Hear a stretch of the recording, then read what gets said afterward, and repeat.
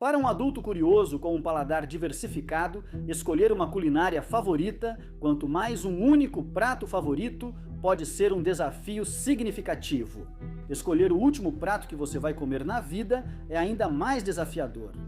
Você se joga nos Big Macs ou prefere algo mais refinado ou ambos? Bem, hoje vamos falar sobre alguns dos pedidos de última refeição mais estranhos e elaborados no corredor da morte. Mas antes, certifique-se de que você já se inscreveu no canal Weird History. Depois disso, vá até os comentários e nos diga sobre quais outros cardápios macabros você gostaria de ouvir. Próximo. Tudo bem, homem morto comendo? Em setembro de 1995, Dennis Wayne Bagwell e sua namorada Victoria Wolford foram até a casa da mãe dele no condado de Wilson, no Texas, esperando pedir dinheiro emprestado.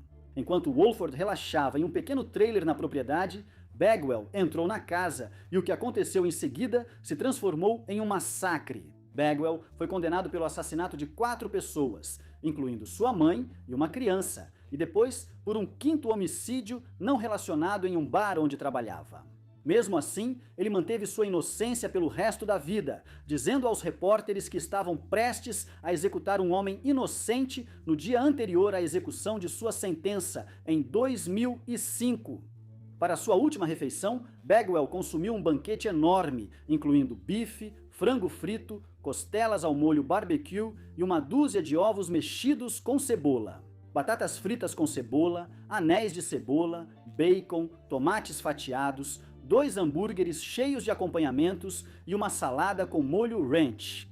Havia torta de pêssego de sobremesa e leite, café e chá gelado adoçado para beber. Não é como se ele estivesse contando calorias agora. Em 2011, o andarilho e traficante Stephen Michael Woods Jr. foi executado pelo estado do Texas. Pelos assassinatos duplos de Ronald Whitehead, de 21 anos, e Bettina Brass, de 19 anos, a dupla foi encontrada perto de um campo de golfe no condado de Denton em 2001. Woods sempre afirmou ser inocente, mesmo admitindo estar presente durante o ataque a Whitehead e Brass. Ele insistiu que, na verdade, foi seu amigo Marcus Rhodes o responsável pelas mortes deles. Para sua última refeição, Jones fez um pedido elaborado e de encher o estômago. Isso incluía tiras de bacon, uma pizza grande coberta com mais bacon, além de linguiça, pepperoni e hambúrgueres individuais cobertos com ainda mais bacon. Peitos de frango fritos, um bife à milanesa, pão de alho, palitinhos de pão e sorvete. Para acompanhar tudo isso, ele pediu Mountain Dew, Pepsi, root beer e chá doce, e provavelmente alguns antiácidos. Se seus pais sempre verificavam rigorosamente seus doces de Halloween em busca de lâminas de barbear todo ano, você pode culpar Ronald Clark O'Brien por isso no Halloween. Em 1974, ele envenenou seu filho Timothy, de 8 anos, com um tubo de Pixie Sticks que ele adulterou com cianeto de potássio. Tentando encobrir o crime, O'Brien também deu doces envenenados à filha e a outras 3 crianças, mas felizmente nenhuma delas comeu. O'Brien aguardava o dinheiro do seguro de vida para quitar mais de $100 mil em dívidas. Ele alegou que as crianças receberam doces contaminados de um vizinho aleatório enquanto pediam doces na rua. Quando a polícia descobriu suas grandes dívidas e apólices de seguro de vida para os filhos pequenos, ele se tornou o principal suspeito. Quando conhecidos químicos de O'Brien confirmaram, ele havia perguntado especificamente como obter cianeto e qual seria a quantidade fatal para um ser humano. Seu plano distorcido ficou difícil de negar. Em 1975, um júri levou apenas 46 minutos para considerar O'Brien culpado, e sua sentença foi executada por injeção letal em 1984. Para sua última refeição, O'Brien não pediu nenhum doce de Halloween. Em vez disso, ele escolheu um bife T-bone de médio a bem passado, batatas fritas grossas com ketchup, milho em grãos inteiros, ervilhas doces, uma salada com alface, tomate, ovo e molho francês, pãezinhos tipo saltine, uma torta Boston Cream e chá gelado para beber. Chá gelado é uma escolha estranhamente popular. A sentença de morte de Thomas J. Grasso em 1995 foi um esforço conjunto do estado de Oklahoma e de Nova York. Na véspera de Natal de 1990, Grasso matou Hilda Johnson, de 87 anos, em Tulsa durante um assalto. Depois, em julho de 1991, ele matou Leslie Holtz, sua vizinha de 81 anos, em uma pensão em Nova York. Grasso foi condenado à prisão perpétua em Nova York, depois transferido para Oklahoma, onde se declarou culpado de assassinato e recebeu pena de morte. Isso iniciou uma disputa judicial entre os dois estados, com Nova York mantendo Grasso preso e Oklahoma aguardando para executá-lo. O caso virou tema polêmico na eleição para governador de Nova York em 1994, com George Pataki fazendo do destino de Grasso uma de suas principais promessas. Pataki venceu. Só 11 dias após assumir o cargo, Grasso foi enviado a Oklahoma para esperar no corredor da morte. Na última refeição, Grasso comeu 2 dúzias de mexilhões, 2 de ameijoas, um cheeseburger duplo do Burger King e meia dúzia de costelas ao molho barbecue, 2 milkshakes de morango e meia torta de abóbora com chantilly e morangos picados por cima. Por que não pedir logo a torta inteira? Mas um último item gerou controvérsia. Grasso recebeu uma lata de 450 gramas de espaguete com almôndegas, que foi servida em temperatura ambiente. No entanto, em sua declaração final aos repórteres, poucas horas antes do fim de sua vida, o condenado disse: "Eu não recebi meu espaguete-os, eu recebi espaguete. Eu quero que a imprensa saiba disso." Em 1981, Marion Elbert Pruitt tirou 5 vidas em um único ano durante uma onda de crimes por 4 estados, incluindo sua esposa de união estável e 3 atendentes de loja de conveniência. Pruitt cometeu todos esses crimes usando o pronome falso de Charles Sonny Pearson, porque ele estava no Programa Federal de Proteção a Testemunhas desde 1979. No julgamento, Pruitt se chamou de cachorro louco e atribuiu parte da perda de controle ao vício em cocaína, que custava $1.000 semanais. Pruitt pediu um pato assado como última refeição, mas a prisão não tinha estrutura para preparar o prato e rejeitou sua escolha. Ele escolheu um combinado de berinjela, abóbora e quiabo fritos, além de alguns favoritos de fast food. 4 Whoppers do Burger King com batatas fritas e uma pizza de borda recheada da Pizza Hut. A comida foi servida junto com 3 garrafas de 2 litros de Pepsi e a refeição inteira terminou com uma torta de noz pecan inteira. Thomas Grasso podia ter aprendido algo ali. Em 1984, o advogado George Crooks foi até o apartamento de Robert Dale Conklin, um homem com quem ele estava saindo casualmente. Mas naquela noite tudo ficou violento. 2 dias depois, um zelador encontrou restos humanos em sacos plásticos pretos ao vasculhar as caçambas de lixo do condomínio. Uma busca minuciosa na caçamba de lixo pelas autoridades também revelou facas, roupas e roupas de cama ensanguentadas, chaves de fenda, corda e uma carteira, cartões de crédito e outros pertences pessoais de George Crooks. A polícia também achou no quarto de Conklin um livro sobre como esquartejar e descartar um corpo, caso ainda restassem dúvidas sobre suas suspeitas. Conklin foi mais refinado em seu pedido de última refeição do que a maioria dos detentos da lista. Ele pediu filé mignon enrolado em bacon, camarão salteado no alho, manteiga com limão, uma batata assada com todos os acompanhamentos, milho na espiga, aspargos com molho holandês, pão francês com manteiga, queijo de cabra, melão, torta de maçã com sorvete de baunilha e, claro, chá gelado para beber. Ronnie Lee Gardner foi preso por atirar fatalmente no barman de 37 anos, Melvin John Otterstrom, durante um assalto em Salt Lake City, Utah. Mas sua onda de crimes não parou por aí. Durante sua transferência para o tribunal, ele tentou fugir e matou o advogado Michael Burdell, de 36 anos, com uma pistola contrabandeada. Gardner foi condenado pelos 2 assassinatos. Ele pegou prisão perpétua pelo assassinato de Otterstrom e pena de morte pela morte de Burdell. Quando sua sentença foi cumprida em 2010, Gardner foi o primeiro americano executado por pelotão de fuzilamento em 14 anos. A família de Michael Burdell recorreu legalmente em nome de Gardner, pois Burdell era pacifista e contra a pena de morte. Ainda assim, o Estado manteve seus planos. Gardner teve uma última refeição relativamente modesta, 48 horas antes de sua execução, comendo bife, calda de lagosta, torta de maçã, sorvete de baunilha e 7-up. Foi o que ele fez depois disso que foi incomum. Gardner jejuou pelo restante do seu tempo na Terra, lendo o romance policial Justiça Divina de David Baldacci e assistindo à trilogia de filmes O Senhor dos Anéis, de Peter Jackson. Em junho de 1988, James Byrd Jr. foi brutalmente atacado por 3 supremacistas brancos em um crime notório que ganhou destaque nacional. E inspirou a histórica Lei Federal de Crimes de Ódio de 2009, o ato Matthew Shepard e James Byrd Jr. Um dos 3 agressores, Sean Berry, foi condenado à prisão perpétua por seu papel no ataque.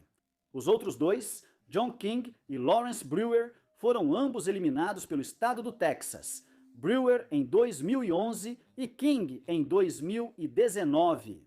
O pedido da última refeição de Brewer foi extraordinariamente elaborado, incluindo 2 bifes à milanesa com molho e cebolas fatiadas, um cheeseburger triplo, uma omelete de queijo com carne, tomates, cebolas, pimentões e jalapeños, quiabo frito com ketchup. Uma libra de várias carnes de churrasco, servidas com meio pão de forma branco, 3 fajitas completas e uma pizza de carnes. Fudge de manteiga de amendoim com amendoins triturados, meio litro de sorvete Bluebell de baunilha e 3 root beers. Quando a refeição exagerada chegou, porém, Brewer anunciou que não estava com fome e não conseguia comer. Toda a comida foi jogada fora. Além de ser um criminoso cruel, Brewer também era provocador. O senador estadual John Whitmire ficou tão indignado com o banquete desperdiçado que solicitou formalmente que o estado parasse de aceitar pedidos de última refeição. O diretor executivo das prisões do Texas decidiu acabar de vez com a prática, tornando a última refeição de Brewer, que não foi consumida, realmente a última em todos os sentidos. Imagine se você soubesse com certeza que a próxima refeição que você pedisse seria a última que você comeria na vida? E você pode pedir o que quiser. Você escolheria seu prato de conforto favorito ou algo sofisticado e caro? Se busca ideias, veio ao lugar certo. Hoje, vamos conhecer as refeições finais mais elaboradas da história do Corredor da Morte. Beleza? Um vídeo sobre as comidas dos condenados à morte está chegando agora. John Wayne Gacy foi o palhaço mais assustador de todos os tempos que deixou este mundo em 10 de maio de 1994. Se você tem medo de palhaços, talvez prefira pular esta parte. Porque antes de ser pego, Gacy era conhecido por se apresentar em eventos de caridade sob os nomes Rogo, o palhaço, e Patches, o palhaço. Esse palhaço ficou conhecido por agredir ou matar jovens que atraía para sua casa. Ele foi finalmente preso em dezembro de 1978 e sua punição seria por injeção letal, a qual foi condenado em março de 1980. Ele viveria o resto de sua vida no Centro Correcional de Menard, onde dizem que passou muito tempo pintando. A última refeição de Gacy incluiu 12 camarões fritos, uma porção de batatas fritas, meio quilo de morangos e um balde de frango da receita original do Kentucky Fried Chicken. Vale ressaltar que, antes de ser condenado, Gacy chegou a gerenciar 3 restaurantes do KFC. Então, independentemente do que mais você possa dizer sobre ele, e há muito o que dizer, ele era um homem que acreditava no que vendia. Em 11 de maio de 1982, Alan Lee Davis assassinou Nancy Weller e suas 2 filhas, incluindo Christina, de 10 anos, e Catherine, de 5 anos, a quem ele atirou enquanto ela tentava escapar dele. Condenado à morte na cadeira elétrica, Davis passou seus últimos dias no corredor da morte na prisão estadual da Flórida, em Stark, Flórida, e foi ao encontro de seu criador em 8 de julho de 1999. A execução foi mal feita e testemunhas afirmam que ele ainda estava vivo após o corte de energia. Alan Lee Davis continua até hoje sendo a última pessoa cuja sentença foi executada na cadeira elétrica no estado da Flórida. Para a última refeição, Davis optou por um menu de frutos do mar com calda de lagosta, meio quilo de camarão e 170 gramas de mariscos fritos. Ele também pegou meio pão de alho como entrada, um prato de batatas fritas como acompanhamento e depois terminou tudo com 950 ml de refrigerante de raiz AW. Provavelmente não é o tipo de propaganda que a AW gostaria. Em outubro de 2002, Teresa Lewis assassinou o marido e o enteado para receber uma apólice de seguro de vida de $150 mil.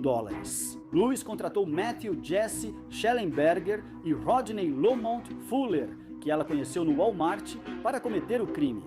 Uau, o Walmart realmente oferece muitos serviços.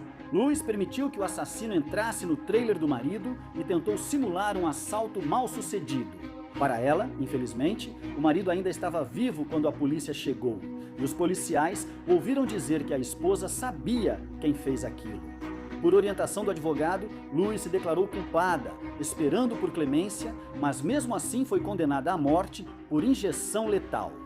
Ela passou seus últimos dias como única mulher no corredor da morte no Centro Correcional Feminino de Fubana, em Troy, Virgínia. Essa sentença foi finalmente executada em 23 de setembro de 2010. Para sua última refeição, Davis escolheu alguns clássicos americanos, incluindo frango frito, ervilhas com manteiga, Dr. Pepper e, de sobremesa, torta de maçã.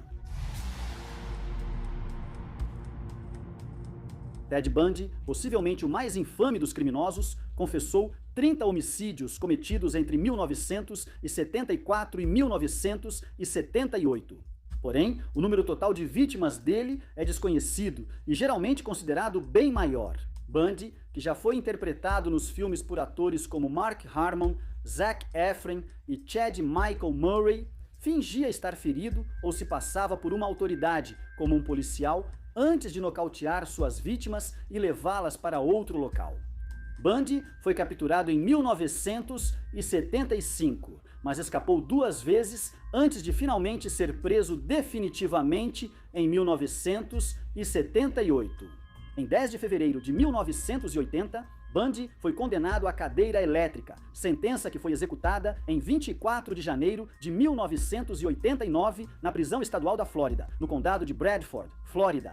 Bundy, provavelmente sem apetite e ciente do que o esperava, recusou a última refeição especial. Em vez disso, ele recebeu a refeição padrão, que incluía bife, ovos fritos ao ponto, batatas hash brown, torradas com manteiga e geleia, leite e suco. Timothy McVeigh foi o autor do atentado de Oklahoma City em 1995. Seu ataque, que destruiu 1/3 do prédio federal Alfred P. Murray, tirou a vida de 168 pessoas e feriu quase 700 outras. A polícia prendeu McVeigh ao rastrear o número de identificação do eixo traseiro achado nos destroços, que era de um caminhão de mudanças alugado em Junction City, Kansas. Os funcionários deram uma descrição a um desenhista da FBI e o retrato falado identificou a pessoa. McVeigh, que havia sido preso por uma acusação não relacionada de porte de arma em Perry, Oklahoma. McVeigh foi condenado em 2 de junho de 1997 e sentenciado a encontrar seu criador 11 dias depois. Ele passou a maior parte dos dias restantes no corredor da morte em Terre Haute, Indiana, sendo executado em 11 de junho de 2001. Na última refeição, McVeigh foi simples e pediu apenas 2 potes de sorvete de menta com gotas de chocolate. Sacco e Vanzetti eram imigrantes italianos e anarquistas. Em 1921, eles foram condenados por matar um guarda e um tesoureiro durante um assalto à mão armada em Braintree, Massachusetts, no dia 15 de abril do ano anterior. Apesar de seus inúmeros recursos terem sido negados, Sacco e Vanzetti se tornaram famosos no mundo todo. Muitos acreditavam na inocência deles e protestos ocorreram na América do Norte, Europa, além de Tóquio, Sydney, Buenos Aires e Dubai. Mesmo assim, suas sentenças foram executadas à meia-noite entre os dias 22 e 23 de agosto de 1927. Com o passar dos anos, evidências a favor deles foram se acumulando. Em 1977, o governador de Massachusetts, Michael Dukakis, afirmou que eles foram julgados e condenados injustamente e que toda desonra deveria ser removida de seus nomes. A última refeição de Sacco e Vanzetti foi registrada como sendo um cardápio simples de sopa, carne, torradas e chá. Que tipo de carne era, infelizmente, se perdeu na história. Rick Hay, Hector, matou um homem em um salão de dança após seu amigo ser barrado na entrada. 3 dias depois, Hector se entregou, mas em uma reviravolta totalmente inesperada. Ele matou o policial que negociou sua rendição atirando pelas costas e depois tentou se suicidar com um tiro na cabeça. Apesar de sua tentativa fracassada pelo lobotomizado, Hector foi condenado à injeção letal.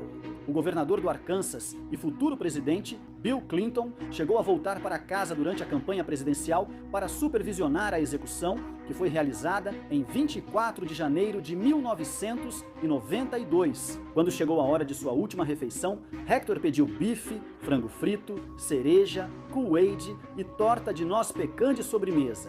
Ele comeu tudo, exceto a torta. Ele falou ao guarda que estava guardando para depois.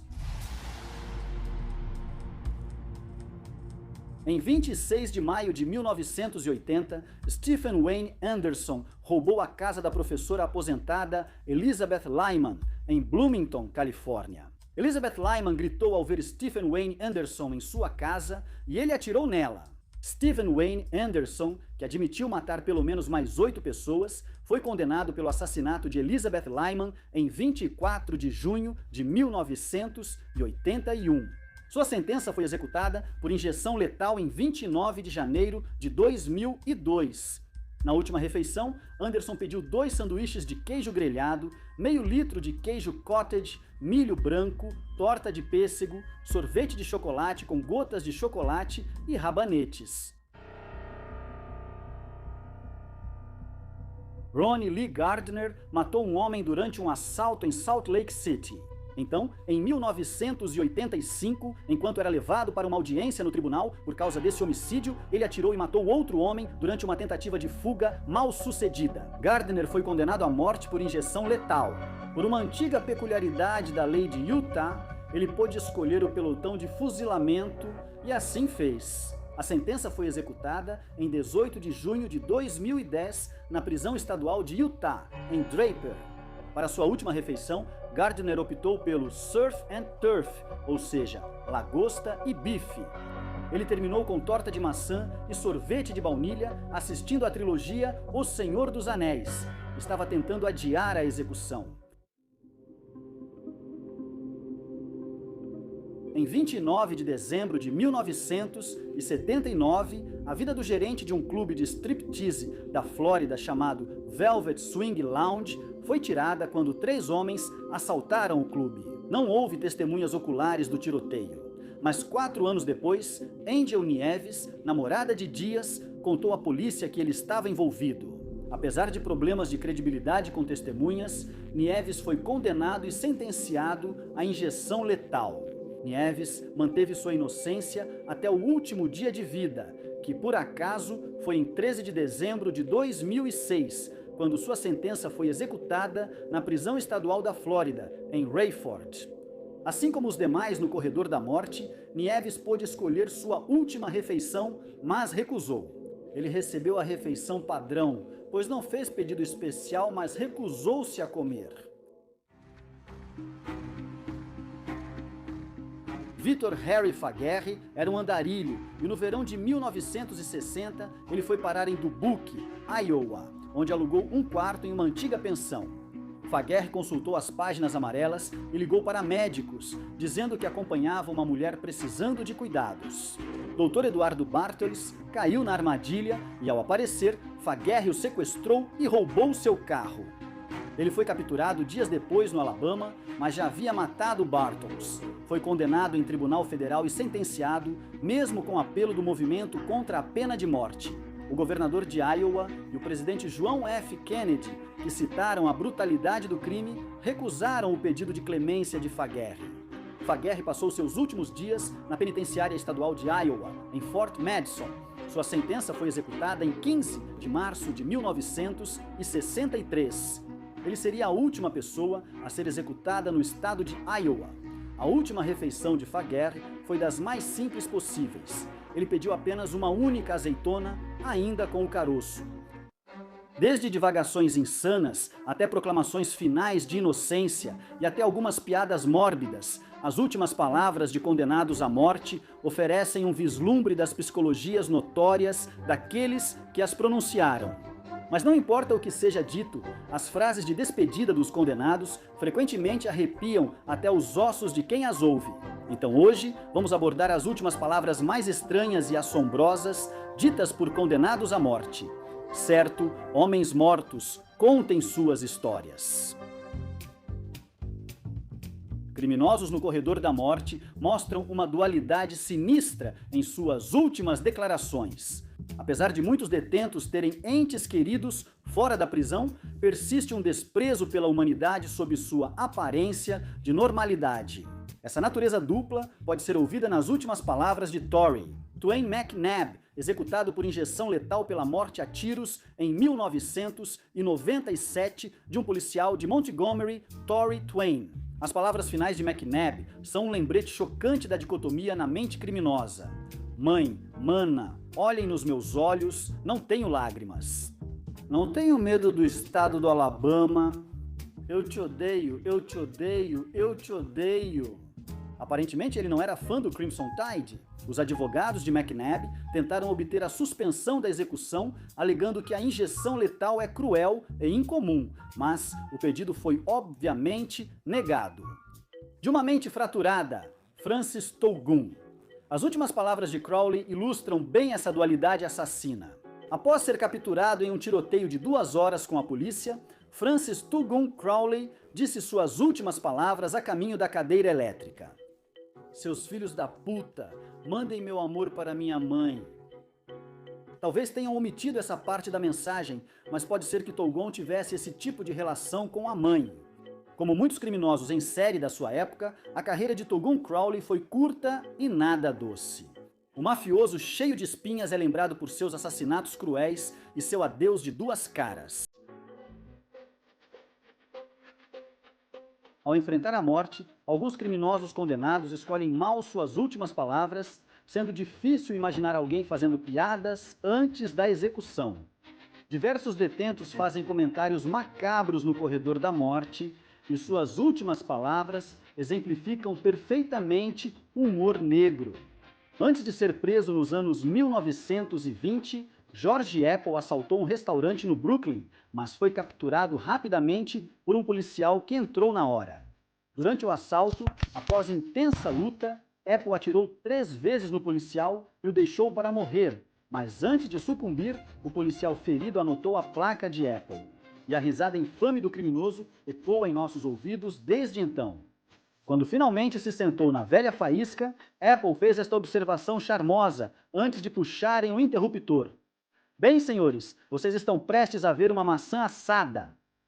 Considerando tudo, essa foi uma piada e tanto. Talvez o governador devesse perdoá-lo. James French, executado pelo assassinato de um colega de cela, fez sua própria piada sobre o carrasco para o repórter Bob Gregory, perguntando: se eu estivesse cobrindo minha execução, sabe o que eu diria? Na manchete do jornal, French fries, entendeu? Algum dos melhores jornalistas da cidade aceitou a cortesia do Sr. French? Você pensaria que ao menos o New York Post. A história de James French é estranha e complicada. O condenado foi preso por matar um homem que lhe deu carona durante sua viagem.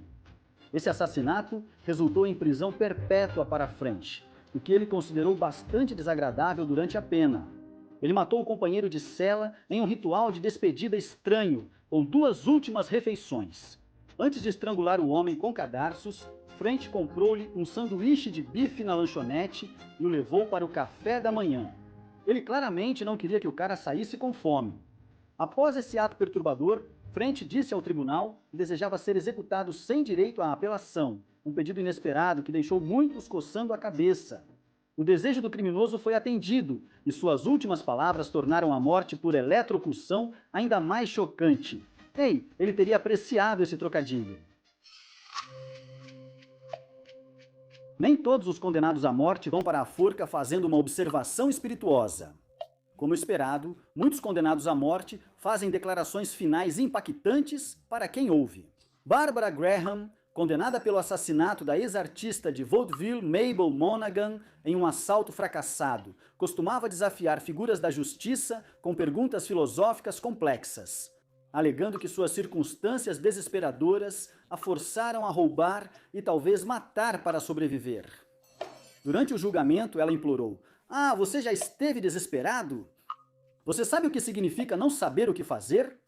Quando chegou a hora de sua execução, ela disse o seguinte: "Pessoas boas estão sempre tão certas de que estão certas." A pedido dela, Graham recebeu uma venda para usar. Assim não teria que olhar para todas as pessoas que vieram testemunhar sua morte.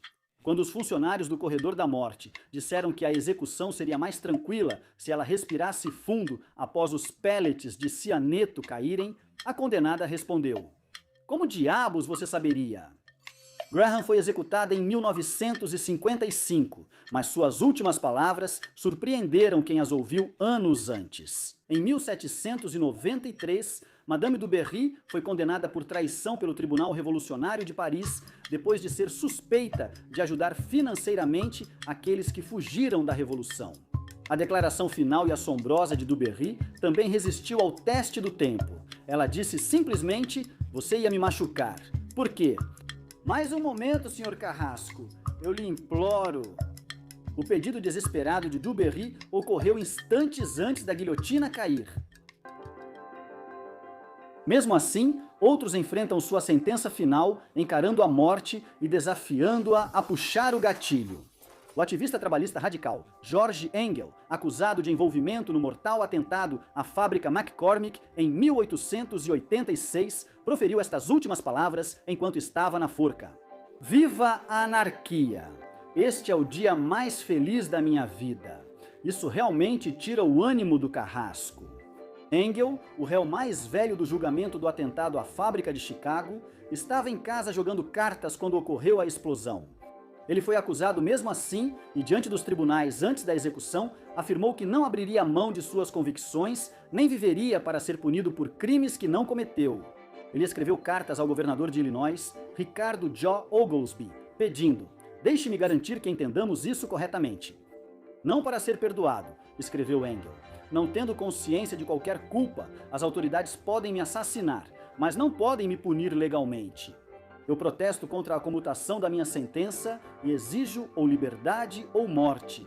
Bem, nós sabemos qual eles escolheram.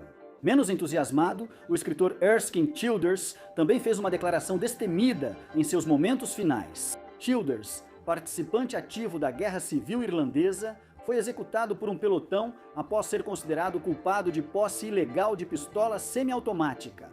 Childers foi uma figura marcante e provocativa na Guerra Civil Irlandesa e seu envolvimento polarizou muitos que acompanharam seus esforços. Pouco antes de sua prisão e sentença, Winston Churchill chegou a se referir a Childers como um renegado assassino, mas mais tarde, na vida de Churchill, ele afirmou que Childers havia sido um grande patriota e estadista. Decida-se, Winnie. No dia da execução, Childers manteve-se destemido, erguido com orgulho e dignidade diante dos rifles, afirmou Childers. "Deem um passo à frente, rapazes, assim será mais fácil." Ok, eles realmente deveriam ter deixado esse cara ir embora. Nem todos são engraçados, indignados ou ousados ao chegar ao fim. Muitas declarações finais de presos no corredor da morte indicam que nem todos eram mentalmente estáveis, o que não surpreende, já que estão no corredor da morte. Pegue, por exemplo, a declaração final de Thomas J. Grasso, condenado pelos assassinatos de várias vítimas idosas. Grasso fez uma observação tão mundana que chega a arrepiar. Eu não recebi meu espaguete-os, eu recebi espaguete. Quero que essa imprensa saiba disso. Em vez de abrir uma velha lata empoeirada do melhor do chefe Boiardi, a cantina da prisão serviu a Grasso um prato genuíno de massa italiana, que não era o que ele pediu. Mas quem somos nós para julgar seu último pedido? Acostumada a entrevistas chocantes e declarações obscenas, as últimas palavras da assassina em série Aileen Wuornos são realmente bizarras. Após sua prisão e subsequente sentença de morte, Wuornos cumpriu um longo período no corredor da morte. Nos últimos momentos, antes de receber a injeção letal, Wuornos proclamou: "Eu só gostaria de dizer que estou navegando com o rock e eu voltarei como em Dia da Independência com Jesus, 6 de junho como no filme Nave Mãe Gigante e tudo mais, eu voltarei." Certamente há muito para se analisar aqui. Para começar, alguém realmente precisa fazer uma continuação de Dia da Independência com Jesus? A sentença de Wuornos foi executada em 2002, 14 anos antes de Independence Day, o ressurgimento no qual ela não aparece. A história dela chegou às telas quando a atriz Charlize Theron interpretou a criminosa em Monster, de 2003, mas esse filme não tem nenhuma nave-mãe. Nos séculos 17º e 17º, a pirataria virou grande ameaça à construção dos impérios europeus. Para conter esse comportamento, a Grã-Bretanha começou a executar saqueadores e expor seus corpos publicamente. A mensagem era clara: não importava quanto saque um pirata tivesse, ou se seguiam as tradições dos piratas, uma vez capturados, estavam destinados ao fim da forca. Então, hoje vamos dar uma olhada em como era testemunhar uma execução de pirata. Já no século XV, piratas condenados pelo Alto Tribunal do Almirantado da Inglaterra eram levados ao rio Tâmisa para perecer. Outros encontravam seu destino em outros lugares. Mas os piratas enfrentavam seu fim no apropriadamente chamado Cais da Execução, que é um lugar onde é melhor nunca atracar, quando estiver navegando. As punições eram aplicadas no cais durante a maré baixa, porque o local do cadafalso precisava estar dentro da jurisdição do tribunal, o mar. Para garantir que tudo acontecesse corretamente, os oficiais do almirantado adotaram medidas para assegurar que os pés do condenado ficassem cobertos pela água enquanto estivesse na forca. O local do cais ficava perto de Wapping, em Londres, ao norte da torre. Isso também era adjacente ao chamado Pool de Londres, onde navios de todo o mundo traziam suas cargas. O espetáculo visava desencorajar marinheiros de atos semelhantes aos infratores e humilhar ao máximo os piratas. Eles eram forçados a atravessar um caminho movimentado rumo ao cais em uma caminhada da vergonha. O prisioneiro era retirado do confinamento logo cedo, geralmente levado em uma carroça com um capelão do caixão e às vezes o carrasco, que selaria seu destino. O evento, liderado pelo marechal do almirantado ou seu substituto com um remo de prata, símbolo de autoridade, podia durar horas. As procissões visavam humilhar e condenar, mas nem sempre conseguiam. Frequentemente, as multidões simpatizavam com os homens, oferecendo bebidas alcoólicas e retratando-os como heróis. As punições públicas eram vistas como entretenimento, por isso, os espectadores buscavam garantir uma boa visão. No dia do evento, multidões se reuniam ao longo do trajeto para tentar ver de perto. Esses espectadores tinham reações mistas aos condenados, oferecendo bebidas, aplaudindo-os como heróis e, ao mesmo tempo, mostrando pena e julgamento. Era comum as pessoas irem para a água. Observadores assistiam ao espetáculo em barcos no rio. E se você quisesse assistir à execução do pirata, mas não gostasse de multidões? Bem, sempre havia um telescópio, sim. Nas tavernas às margens do rio Tâmisa, espectadores usavam lunetas para ver os acontecimentos de longe. Os pensionistas de Greenwich, aposentados navais do Hospital Real de Greenwich, supostamente observavam piratas enforcados na Ilha dos Cães, do outro lado do rio, usando telescópios. Os telescópios permitiam que mais pessoas vissem o que ocorria, o que era útil, pois, por algum motivo, todos eram fascinados pelos corpos dos piratas. Na verdade, quando um ato legislativo pôs fim à prática em 1834, os jornais lamentaram o fim do espetáculo e do entretenimento. Após serem levados ao cadafalso, os piratas podiam falar às multidões reunidas para assistir a seus enforcamentos. Alguns condenados usavam a plataforma para lamentar, outros declaravam inocência e alguns buscavam a simpatia dos espectadores. Quando um deles, George Cusack, estava sendo preparado para a forca em 1674, usou seu discurso final para declarar sua inocência. Ele disse que suas transgressões ocorreram só durante uma guerra legítima e por isso eram permitidas. Após seu apelo, no entanto, ele alertou os outros contra a prática de atos imorais e ilegais. O capitão William Kidd afirmou ser inocente antes de morrer em 1701, mas versões romantizadas dessas palavras foram depois transformadas em música. Piratas recebiam aconselhamento religioso antes da execução e eram acompanhados por um capelão ao cadafalso. Na última manhã, o capitão William Kidd recebeu um sermão final de um pregador. Após a primeira corda romper no cais, o religioso rezou novamente com Kidd antes da segunda tentativa.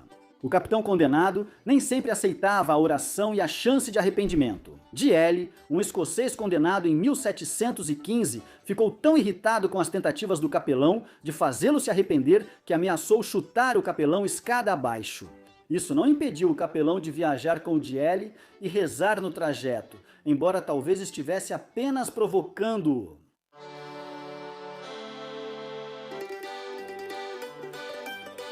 Piratas comumente recebiam álcool enquanto iam para a forca. O capitão Kidd teria recebido um cantil antes de sair do confinamento e tomou rum. Durante toda a sua procissão, outros prisioneiros frequentemente recebiam bebidas ao longo do caminho. Já no século XII, homens e mulheres condenados à forca tinham permissão para beber enquanto iam até a plataforma. Em 1750, as tavernas começaram a fornecer as bebidas. Estabelecimentos como a pousada Bowell lucravam com multidões que participavam do evento e consumiam bebidas. Quando 3 piratas foram levados ao cais em 4 de fevereiro de 1796, parecia que pelo menos um deles estava em um estado semelhante ao de um homem estupidamente embriagado e mal acordado. E quem não gostaria de estar um pouco bêbado? Principalmente quando as sentenças visavam prolongar o sofrimento, evitando que seus pescoços se quebrassem ao serem soltos do cadafalso. Dizem que os piratas eram enforcados com cordas mais curtas que as usadas para outros condenados. Esse prolongamento do sofrimento, enquanto o pirata sucumbia lentamente nos últimos minutos de vida, se debatendo na corda, passou a ser chamado de Dança do Marechal. Isso podia durar 30 minutos ou mais. O enforcamento com queda curta, ao qual os piratas eram frequentemente submetidos, muitas vezes fazia com que espectadores ou até mesmo as autoridades acelerassem o processo puxando as pernas dos piratas para ajudá-los a morrer mais rápido. Isso também podia prejudicar o condenado ao romper a corda, levando a uma nova tentativa, antes de virar pirata. Kidd era um corsário contratado pelos britânicos para atacar navios franceses após uma série de dificuldades, incluindo ganhos pouco lucrativos e doenças desenfreadas. Kidd atacou uma embarcação indiana com um capitão inglês, mas ao tomar o navio, ele inadvertidamente matou um tripulante, tornando-se assim tanto um pirata quanto um assassino. Ele foi preso e enviado de volta à Inglaterra, onde foi julgado e condenado à forca. Capitão Kidd encontrou seu destino no cais ao lado de outros 3 no dia 23 de maio de 1701. Como dissemos, a primeira tentativa de enforcar Kidd falhou porque a corda quebrou com seu peso. Na segunda, o objetivo foi alcançado.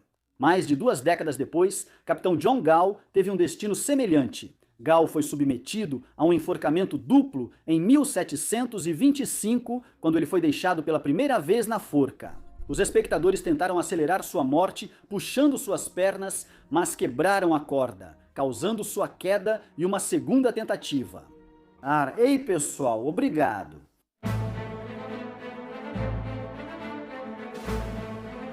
Logo após o enforcamento, o corpo sem vida do pirata permanecia na forca até que a água subisse 3 vezes, lavando-o para simbolicamente limpar a ofensa. O homem era retirado da forca conforme sentença do almirantado e o cadáver levado a um cirurgião para dissecação. Piratas falecidos eram entregues ao colégio de médicos e cirurgiões ou vendidos a cirurgiões em Londres. Talvez os sentenciados à dissecação não fossem submersos no rio para a limpeza que evitava inchaço e apodrecimento. No final do século XVIII, a regra das três marés já não era usada. Os corpos dos piratas mais notórios eram expostos ao longo do rio Tâmisa para servir de aviso aos transeuntes. Quando o capitão James Lowry encontrou seu destino em 1752, foi levado do cais aos galeons para ser pendurado em correntes. Piratas selecionados para exibição eram cobertos de alcatrão para preservar a carne e içados. O governo britânico decidia estrategicamente onde expor os restos empalhados. Em 1725, os restos do capitão John Gow e de seu tenente foram separados. Um foi erguido sobre Greenwich, enquanto o outro foi para Deptford. O princípio orientador era que era mais importante enviar uma mensagem a todos que poderiam cometer ofensas semelhantes do que colocar um cadáver perto de onde a transgressão havia ocorrido. Registros indicam que a maioria das pessoas ficava muito perturbada com a visão, segundo o arqueólogo do século XIX, Albert Hartshorne. Viajantes atrasados se angustiavam com o som estridente do corpo na estrutura de ferro balançando e rangendo. Barqueiros normalmente evitavam esses locais, mas às vezes se aproximavam para afugentar pássaros que bicavam restos mortais.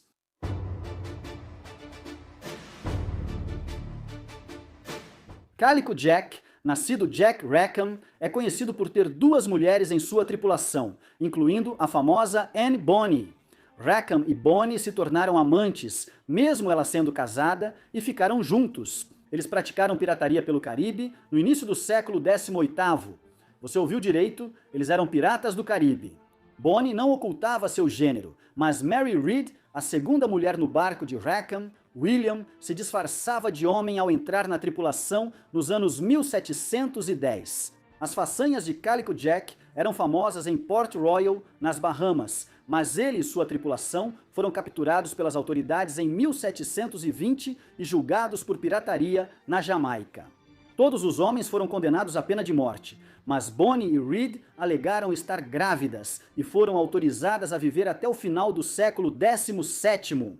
Antes, piratas capturados pelas autoridades britânicas eram levados a Londres para julgamento, mas, após o ato de pirataria de 1698, os almirantes receberam permissão para julgar piratas no mar por crimes sob jurisdição do almirantado.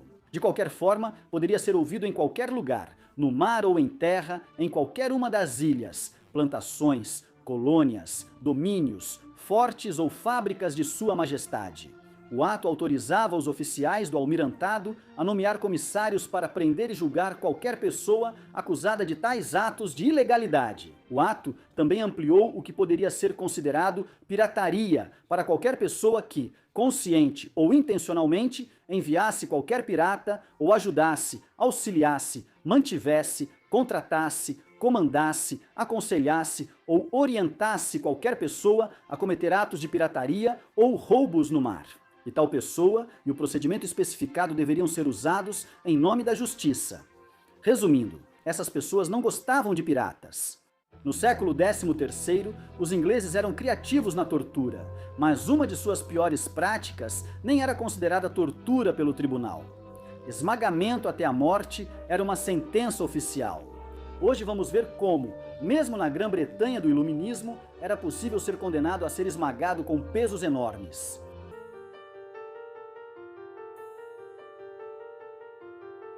Desde o século XIII, a Inglaterra utilizava o esmagamento como punição, prática que persistiu até o Iluminismo britânico.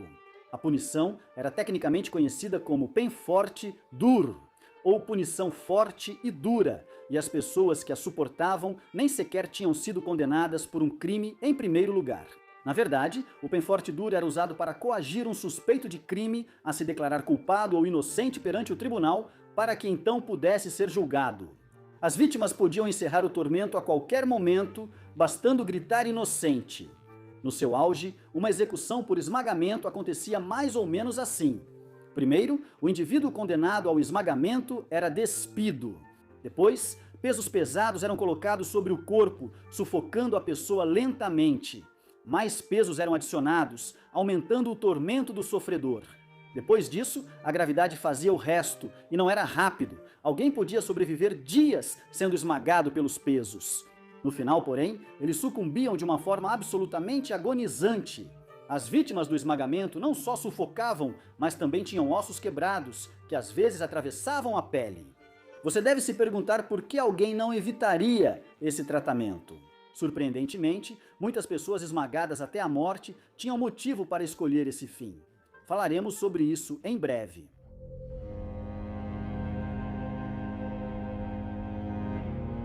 Durante a sangrenta reforma inglesa, pessoas que praticavam a fé errada, sendo errada, aqui qualquer fé declarada ilegal pelo governante da vez, podiam facilmente acabar no cadafalso.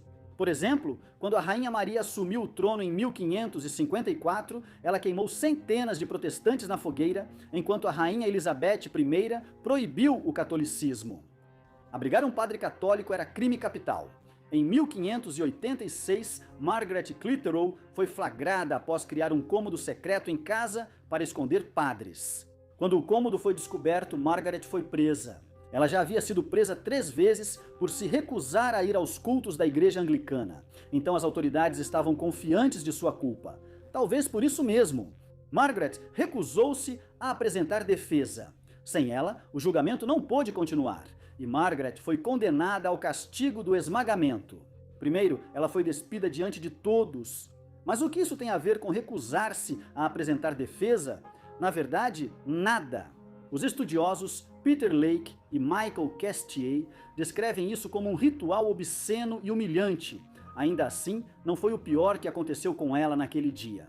Logo depois, amarraram seus membros com cordas e os esticaram. Em seguida, colocaram uma porta sobre seu peito e foram acrescentando pesos aos poucos. Durante a tortura prolongada, Margaret podia declarar-se culpada ou inocente a qualquer momento. No entanto, isso não era tão simples quanto parecia. Se ela declarasse inocência, seria julgada, provavelmente considerada culpada e executada. Então, Margaret recusou, o carcereiro começou a empilhar mais pedras sobre a tábua, até que Margaret ficou soterrada sob impressionantes 360 quilos de peso. A coluna quebrou e as costelas estouraram, o que talvez tenha sido um pequeno alívio para Margaret. Mas séculos depois, a história dela inspiraria uma cena na série da BBC, Gunpowder, em que uma senhora idosa foi esmagada por conspirar contra a monarquia. Margaret Clitheroe não foi a única mulher esmagada. Anos depois, em 1676, outra mulher foi suspeita de roubo, embora o nome dela não tenha sido registrado nos autos do tribunal. Essa mulher já havia tido problemas com a lei. Ela já fora acusada de roubo de roupas, mas foi inocentada. Agora era suspeita de arrombamento e se recusou a declarar-se culpada ou inocente. O xerife tentou convencer a mulher a prestar depoimento. Até o advogado dela afirmou que ela mesma causou o problema. Com sua recusa contínua, o tribunal teve que tomar a decisão terrível e a mulher foi levada à prisão de Newgate e morta por esmagamento. Em 1676, um soldado chamado Major Strangeways foi acusado de assassinar um advogado que havia seduzido sua irmã. Ao se recusar a depor no tribunal, Strangeways foi levado para ser esmagado no pátio de prensa da Old Bailey. O tribunal chegou a mandar construir uma máquina especialmente para pressionar a região do coração e assim acelerar a morte. Enquanto a máquina pressionava, o rosto de Strangeways mudou de branco para preto. Os pesos foram empilhados até que 180 quilos pressionavam Strangeways, mas mesmo assim ele não morreu. Seus amigos que vieram assistir à tortura pularam sobre a prensa. Com o peso deles, finalmente acabaram com o sofrimento da vítima.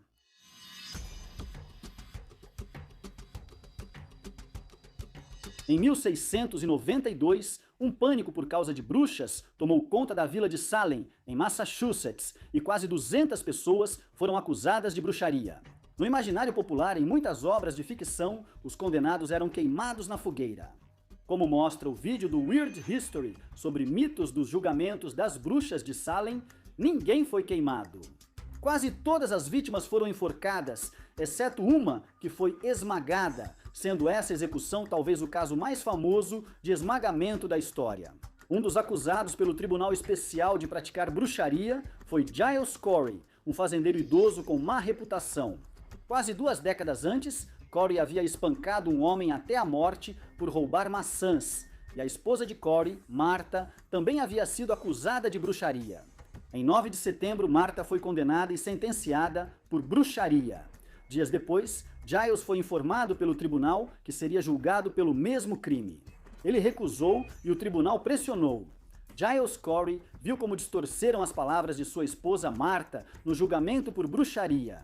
Ele não permitiu que outros passassem pela mesma situação com ele. Para forçar Giles a se declarar, o tribunal o pressionou. Seguindo o costume de tortura, Corey foi despido, coberto por uma tábua e pedras pesadas colocadas sobre ele.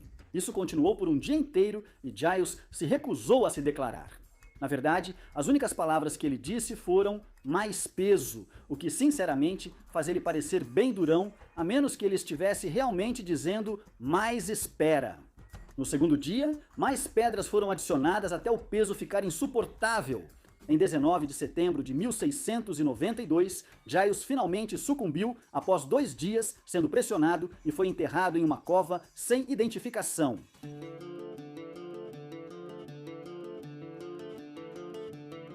Nessa altura, você deve pensar, se recusar a se declarar parece levar a uma morte pior do que se declarar culpado.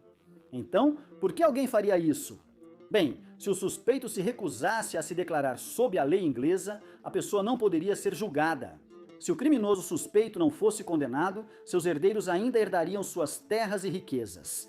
Pela lei inglesa, ao executar um criminoso condenado, o rei confiscava todas as terras possíveis. Mas se o suspeito fosse executado por penforte dur ou esmagamento, em vez de ser julgado, a família poderia ficar com os bens da vítima.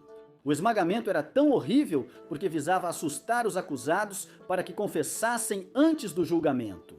No fim do século XVII, o francês Guy Miege mudou-se para Londres, onde escreveu um livro sobre o sistema judicial inglês, incluindo a prática do esmagamento. Guy Miege explicou que, se um acusado ficasse em silêncio no julgamento, poderia ser esmagado, segundo Miege. O prisioneiro é colocado em um cômodo baixo e escuro, nu, exceto pelas partes íntimas, deitado de costas no chão, com braços e pernas esticados por cordas. Guy Miege afirmou que, durante o esmagamento, as vítimas só recebiam água suja e explicou os motivos desse tipo de tortura. Aceitavam a morte dolorosa para salvar as propriedades dos filhos.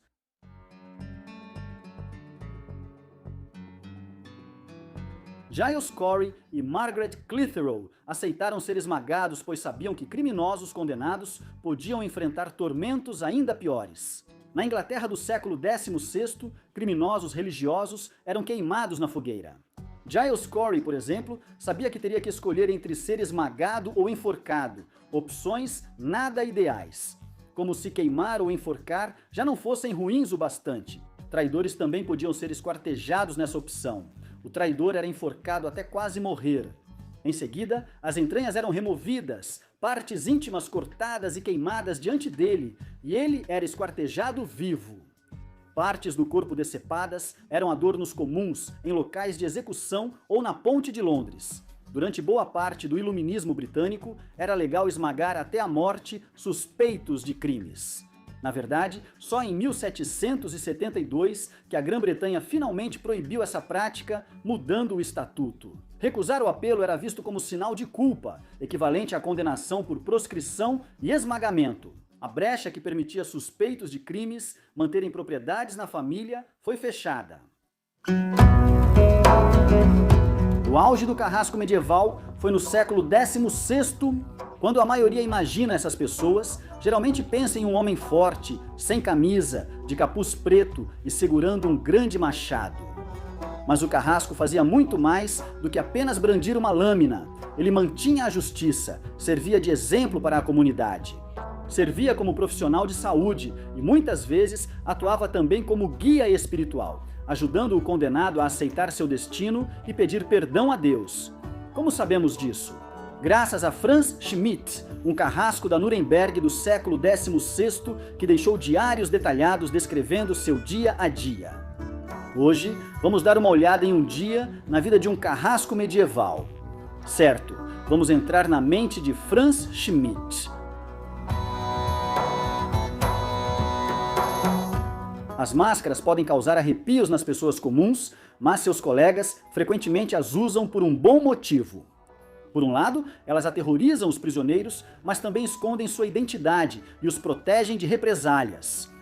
Isso é especialmente importante quando a pessoa condenada é simpática ou popular entre muitos. Você tem orgulho da profissão e nunca usou a máscara. Em certas épocas ou locais, um carrasco pode estar muito ocupado, frequentemente lidando com várias vítimas por dia. Por exemplo, trabalhando sob o reinado de Henrique VIII, você mal tinha tempo para descansar em épocas assim. O espadachim tinha muito trabalho pela frente, sem trocadilhos.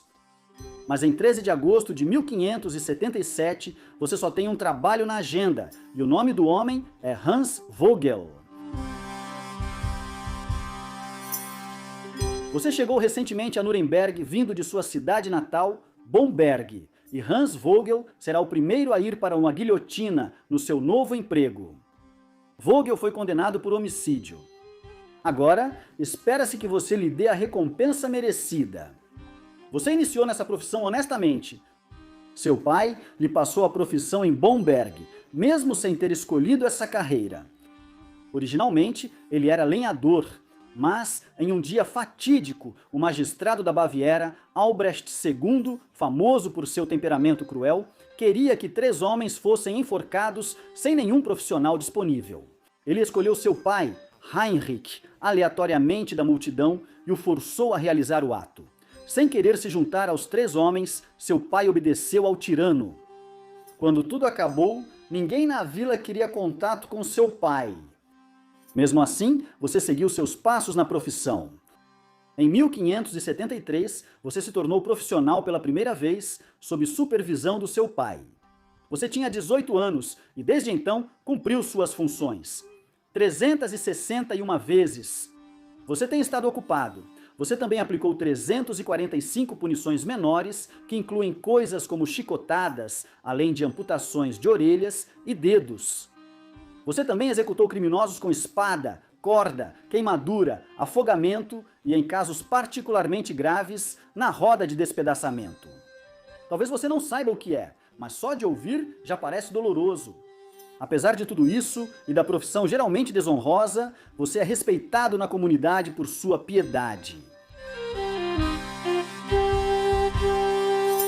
Você vai mandar Hans Vogel para a eternidade, então chegou a conhecê-lo? Costuma-se que o carrasco crie vínculo com o prisioneiro e, caso ele adoecesse ou se ferisse, você teria que cuidar dele até se recuperar, para então executá-lo. Segurança no emprego, suponho. Cumprir suas funções também exige total competência como consultor médico. Você poderia até pedir adiamento para que o prisioneiro tivesse uma morte adequada e saudável. Prisioneiros como Vogel recebiam visitas de familiares e às vezes até de parentes das vítimas em busca de reconciliação. Você acredita que o perdão é divino? Uma vez, você até viu um assassino condenado receber laranjas e pão de mel da viúva de sua vítima e isso trouxe alegria ao seu coração. Você interpretou isso como perdão dela? Mas no fim das contas, seu papel é fazer justiça em nome de Deus e da sociedade. Você é o agente que equilibra a autoridade divina e terrena, e hoje, manter esse equilíbrio significa encerrar o tempo de Hans Vogel na Terra.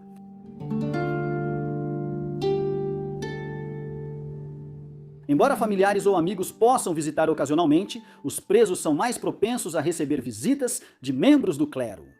Os capelães visitam os presos, buscam amolecer seus corações e convencê-los a confessar pecados e pedir perdão a Deus. Eles leem em voz alta a Bíblia, oram, pregam e apelam aos medos, tristezas e esperanças dos presos com imagens do que os espera na vida após a morte. Presos costumam depender do clero para ver livros de orações ilustrados, já que a maioria nunca teve contato com arte. Cidades pequenas podem ter igrejas com pinturas simples nas paredes, mas muitas não têm. Alguns podem ter tido um vislumbre do céu e do inferno em gravuras, mas elas geralmente eram caras demais para as classes mais baixas possuírem, mesmo após a invenção da imprensa. Os capelães que visitam Vogel trazem suas preciosas bíblias e xilogravuras, além de gravuras de pecadores famosos, santos famosos e da própria morte. Usam imagens para ilustrar sermões e dar vida à iconografia religiosa. Você costuma ver os capelães conduzindo prisioneiros na recitação do Pai Nosso, lendo o catecismo luterano e confortando os condenados. Eles cantam hinos de consolação e às vezes até o carcereiro se junta ao canto. Todos são bastante sinceros em seu desejo de preparar foguel para seu último dia. Ao se tornar um lifender profissional, você já sabia pelo seu pai que o trabalho era mais do que apenas livrar o mundo dos pecadores. Levar alguém a público tinha como objetivo alcançar duas metas distintas. A primeira é chocar os espectadores. Espera-se que você crie uma cena aterrorizante que terá um poder preventivo. Quem ver isso pensará duas vezes antes de cometer infração. O segundo objetivo, no entanto, é mais esotérico. Como o homem do machado, é seu trabalho reafirmar tanto a autoridade divina quanto a humana. Você mantém o equilíbrio encenando o ato, da condenação até a morte, a procissão até o final. É como um teatro e você é o diretor. Na verdade, as pessoas que você conhece estão todas familiarizadas com experiências teatrais chamadas peças de moralidade. Essas produções, que terminam com uma lição moral, são dramas alegóricos em que os personagens personificam qualidades morais como caridade ou vício e abstrações como morte ou juventude. Da mesma forma, o fim de um pecador também mostra como as escolhas de alguém levam a uma lição moral. Um pecador percebe o erro de seus caminhos. Ele reconhece e expia seus crimes e concorda em servir de exemplo para a comunidade em troca de um fim rápido e indolor e a promessa de salvação. Como todos sabem, o condenado pode pedir o que quiser para a sua última refeição. Isso geralmente inclui grandes quantidades de vinho e cerveja, o que é um pouco mais do que apenas uma cortesia. Não é segredo que deixar o prisioneiro beber à vontade na chamada refeição do carrasco muitas vezes é vantajoso para o executor.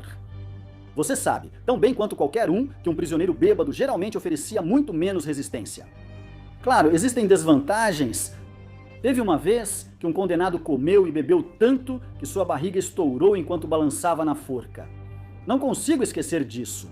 Por isso, alguns prisioneiros se recusam até a comer ou beber. Vogel termina sua última refeição. Seus assistentes ajudam a vesti-lo com a tradicional túnica branca de linho. Uma vez vestido, ele aguarda você para presidir o iminente espetáculo público. Você é anunciado pelo carcereiro com as palavras de costume. O carrasco está presente. Você sobe ao palco e pede perdão a Vogel. Vocês dois compartilham uma bebida da paz. E em seguida, você se dirige ao juiz e ao júri que aguardam o prisioneiro. Vogel já confessou, mas mesmo assim, você deve apresentá-lo ao tribunal de sangue, onde sua sentença será anunciada. A sala é ricamente decorada e os juízes usam mantos vermelhos e pretos. Um escriba lê a confissão de Vogel e sua lista de crimes. Os jurados discutem e decidem a forma de execução. Você se pergunta, será a espada, a corda, o fogo, a água ou a roda? Os jurados votaram e escolheram a espada. Enquanto isso, a multidão ficou enorme. Essas peças de moralidade são produzidas para grandes públicos. Anunciadas com semanas de antecedência, costumam atrair centenas ou até milhares de espectadores. Vogel precisa andar 1 quilômetro até o local da execução. Dessa vez, caminha sem dificuldades, mas nem sempre é assim, pois alguns prisioneiros causam problemas ou se comportam mal. Um sujeito bêbado chegou a urinar em público quando chegou ao cadafalso. Ele disse que estava disposto a seguir para o outro mundo, mas pediu a chance de primeiro duelar e lutar com 4 dos guardas que estavam presentes. Como escreveu em seu diário, o pedido dele foi negado.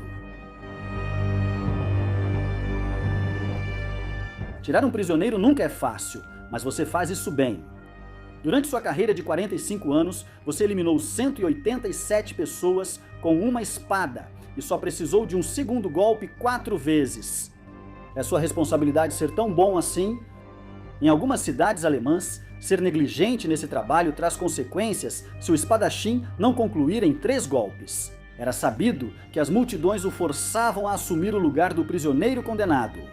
As multidões costumam estar cheias de bêbados prontos para iniciar tumultos, principalmente se não virem uma cabeça rolar e esses tumultos rapidamente ficam feios. Quando chega o momento, você executa Vogel com um único golpe limpo da lâmina. O juiz expressa satisfação com o seu trabalho e você responde: por isso, agradeço a Deus e ao meu mestre que me ensinou tal arte. Apesar da parte difícil ter passado, o trabalho continua. Você ainda precisa limpar a bagunça. Sim, você não é só a estrela, também é o faxineiro e precisa limpar a bagunça e descartar a carcaça. Por curiosidade, alguns da multidão assistem. Você ainda não sabe disso, mas em 1617 você vai se aposentar e começar uma nova e lucrativa carreira como consultor médico, e em 1634 vai receber um funeral de estado no cemitério mais importante de Nuremberg. Você será enterrado a poucos passos de artistas lendários como o pintor Albrecht Dürer e o poeta Hans Sachs. E você terá feito tudo isso sem usar um capuz. Atualmente, os Estados Unidos têm cerca de 2.900 pessoas no corredor da morte, que segue sendo cenário popular em filmes e programas de TV. Mas como é realmente para os detentos que aguardam seus últimos dias atrás das grades? Hoje, vamos explorar a realidade diária de como é estar no corredor da morte. Certo? É hora de escolher sua última refeição. O céu é o limite, a menos que o governador ligue de última hora.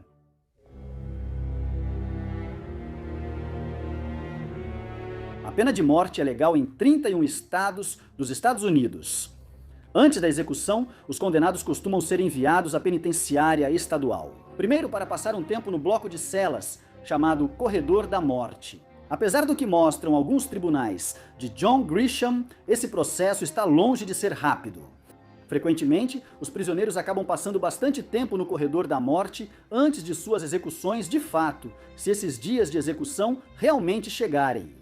O tempo médio que os condenados ficam presos é superior a 15 anos, equivalente a alguns mandatos presidenciais e uma temporada e meia de Game of Thrones. Cerca de 40% dos presos no corredor da morte ficam mais de 20 anos na prisão, e alguns já passaram de 40 anos. Isso pode ser causado por vários fatores, principalmente o processo de apelação, que pode prolongar sentenças de prisão por semanas, meses ou anos. Porque nada se move mais devagar do que as engrenagens da burocracia.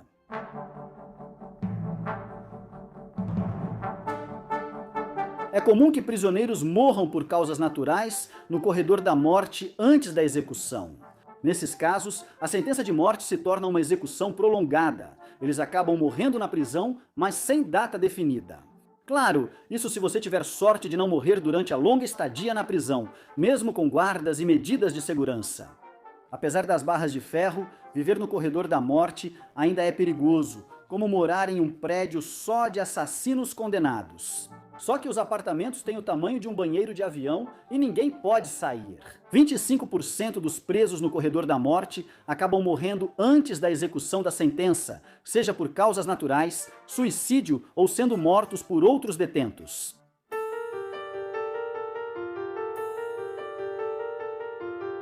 Mesmo mantendo a saúde física, anos no corredor da morte podem ser psicologicamente debilitantes. Na maioria dos estados, presos no corredor da morte ficam isolados, geralmente em confinamento solitário por até 23 horas diárias. Passar longos períodos sozinho pode levar a TEPT, hipersensibilidade a estímulos do dia a dia, medo e raiva. Além disso, você não teria como acompanhar Bridgerton. Presos no corredor da morte relatam falta de acesso a serviços e apoio religioso, aumentando o sofrimento psicológico. A Suprema Corte do Zeblarnua decidiu que presos têm direito à prática religiosa. Segundo a ACLU, 62% dos estados que aplicam a pena de morte não oferecem esses serviços aos presos no corredor da morte. Diversos outros fatores, desde as condições precárias de vida até a incerteza dos recursos e do processo de execução, podem levar a uma condição psicológica real, conhecida como Síndrome do Corredor da Morte. Os sintomas incluem deterioração da saúde mental e física, comportamento autodestrutivo, agitação e até psicose, além de todos esses fatores de estresse adicionais. Um preso no corredor da morte vive com a execução iminente sempre presente. E se você não tem acompanhado as execuções estaduais nos Estados Unidos, há uma grande variação no processo do corredor da morte e de execução de estado para estado. Embora a maioria dos estados use injeção letal, pelotões de fuzilamento ainda são permitidos no Mississippi, Utah e Oklahoma. Enquanto New Hampshire, Delaware e Washington ainda mantêm a morte por enforcamento em seus registros, a última execução oficial por enforcamento autorizada pelo estado não aconteceu há tanto tempo assim. Em 1996, William Bailey solicitou que o estado de Delaware realizasse sua execução por enforcamento, e Delaware atendeu ao pedido. Em outras palavras, o método de execução na América moderna pode não ser tão diferente do medieval. Seja no corredor da morte ou em prisão comum, você teria que se acostumar a viver em um espaço do tamanho de uma caixa de cachorro, já que a cela típica mede só 2,4 por 3 metros. A maioria contém apenas uma cama, vaso sanitário e pia, embora às vezes também haja uma escrivaninha ou cadeira, se houver espaço suficiente. E a maioria das celas não tem nenhum tipo de janela ou vista para o mundo exterior. É basicamente como um estúdio em Los Angeles. Os presos não têm acesso a controle de clima, como aquecimento ou ar-condicionado. Apesar de parecer uma reclamação menor, muitos estados com pena de morte também enfrentam verões acima de 38 graus e invernos congelantes. Apesar de muitas prisões terem aquecimento, não há garantia de que sempre funcionem ou estejam ligados quando preciso. Esse pequeno e frequentemente desconfortável espaço geralmente será o único ambiente dos detentos por 23 horas de um dia de 24 horas. Essa hora fora da cela é a única chance diária de respirar ar fresco, se mover ou conversar com outros humanos. É também o único momento em que esses detentos podem receber visitas ou usar o telefone, se tiverem esse direito. Geralmente, é a única chance do detento tomar banho, se estiver agendado para o dia.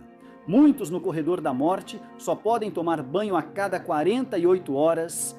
O exercício geralmente não é permitido diariamente, nem mesmo nas poucas horas livres. Presos no corredor da morte têm cerca de 4 horas semanais de exercício, em 2 sessões, provavelmente mais do que muitos de nós. Preciso voltar à academia. Além disso, a área de exercícios do corredor da morte é pequena e feita para evitar que presos se exercitem juntos. Então, se você precisa de alguém para ajudar nos exercícios, bem, você não tem sorte, a menos que queira pedir para um dos guardas. O direito ao exercício também é uma das primeiras coisas a serem retiradas, caso o preso cometa uma infração ou quebre alguma regra. Portanto, nada disso é garantido. Outros benefícios também são igualmente escassos. Presos no corredor da morte relatam comida ruim e falta de confortos básicos em todo o país.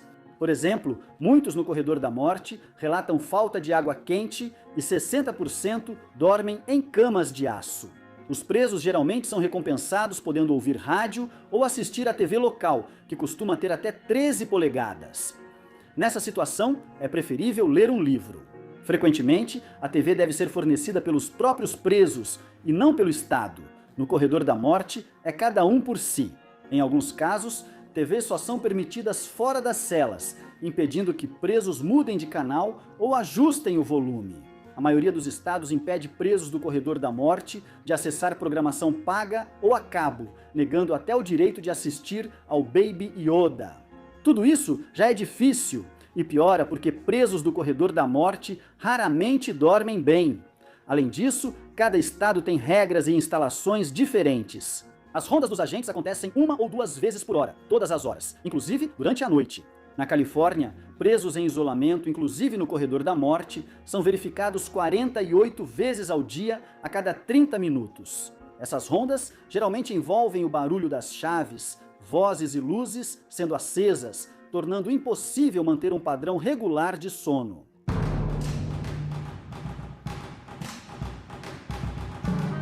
Que nos leva à própria execução, ou pelo menos à última refeição.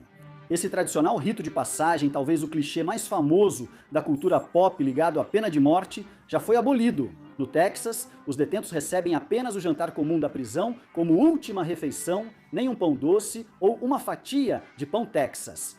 Poxa, Texas, isso é frio! Mesmo após passar por todo o processo de apelação e chegar ao dia da execução, o prisioneiro ainda não pode relaxar, pois há muitas chances de algo dar muito errado. Às vezes, as próprias execuções simplesmente dão errado, como no caso do Arizona, em 2015, Joseph Wood, que recebeu 15 injeções letais ao longo de 2 horas antes de finalmente morrer. Tecnicamente, não parece que essa injeção seja letal se precisa ser aplicada. 15 vezes. Geralmente, o processo exigiria apenas uma injeção em 10 minutos. Apesar da passagem pacífica do condenado, testemunhas disseram que Wood sofreu durante todo o processo. Casos assim não são raros. Isso ocorre, em parte, porque não há diretrizes sobre a combinação e dosagem dos medicamentos usados na injeção letal. Execução. Não há muitos médicos interessados em encontrar o melhor método de execução, eu acho. E não tenho certeza de como eles vão testar essas dosagens. Problema difícil. Cada estado age de forma diferente e muitas vezes quem seleciona os medicamentos e define a dosagem não tem formação médica. Eles podem ser advogados da prisão ou do estado, apenas especulando. As injeções também podem ser aplicadas de forma descuidada ou desleixada. A infame execução de Clayton Lockett em 2014 na penitenciária estadual de Oklahoma foi uma sucessão horrível de erros, incluindo uma artéria rompida. A execução foi tão mal feita que precisou ser interrompida, levando Lockett a morrer de ataque cardíaco.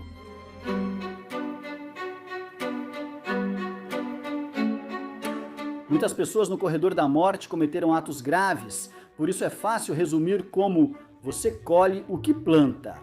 Mas alguns estimam que em aproximadamente 4% dos casos nos Estados Unidos, pessoas que estão no corredor da morte são inocentes dos crimes pelos quais foram condenadas. Estima-se que mais da metade dos condenados injustamente são executados ou morrem no corredor da morte antes da exoneração. Isso soma, se essas estimativas forem verdadeiras, mais de 200 pessoas inocentes executadas nos Estados Unidos desde 1973. Uma média de 4 execuções errôneas por ano. E parece que, se você está no ramo de execuções, até mesmo um erro provavelmente já é demais.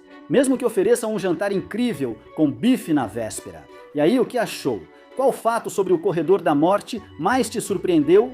Conte nos comentários. E aproveita para conferir alguns desses outros vídeos da nossa história curiosa.